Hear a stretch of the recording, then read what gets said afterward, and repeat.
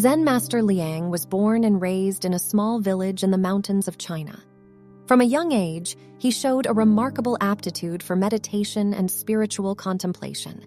He spent many years studying under some of the greatest Zen masters of his time, honing his skills and deepening his understanding of the mysteries of the universe. When he was in his 30s, Liang was offered the opportunity to take over leadership of a remote Zen monastery deep in the mountains.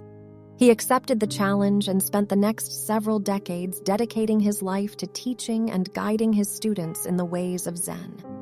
Liang is known throughout the region for his wisdom, serenity, and compassion. He is a master of meditation and is renowned for his ability to help his students achieve enlightenment and self-discovery. Tao, on the other hand, grew up in a completely different world.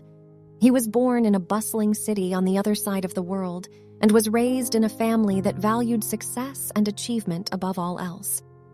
From a young age, Tao felt restless and unfulfilled, always searching for something more meaningful and fulfilling.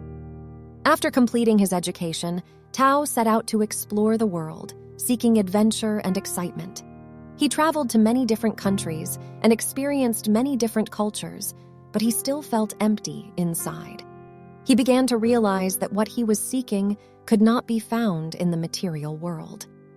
It was then that he heard about Zen Master Liang and the remote monastery deep in the mountains of China. Intrigued by the idea of finding inner peace and enlightenment, Tao set out on a journey to seek out the master and become his student.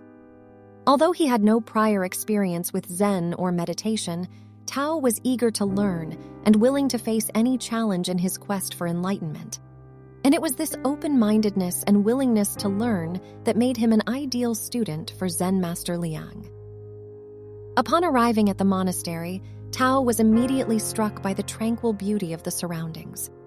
The monastery was nestled amidst towering mountains, with streams of crystal-clear water flowing through the valleys below. The air was crisp and clean, and the silence was only broken by the gentle sound of birdsong and the rustling of leaves in the wind.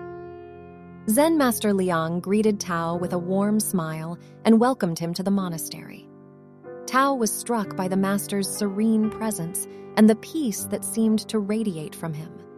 Over the next several weeks, Tao began his journey of self-discovery and enlightenment under the guidance of Zen Master Liang. He learned the art of meditation, practiced mindfulness, and engaged in deep philosophical discussions with the master. But the road to enlightenment was not an easy one, and Tao faced many challenges along the way.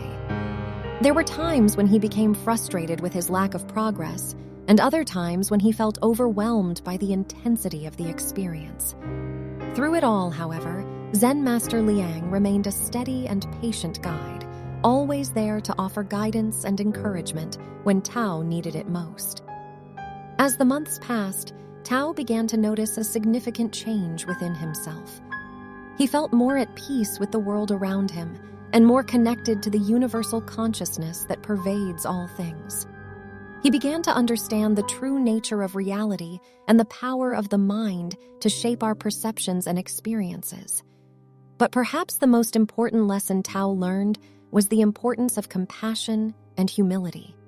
He saw firsthand the kindness and generosity that Zen Master Liang showed to everyone he encountered, regardless of their background or station in life.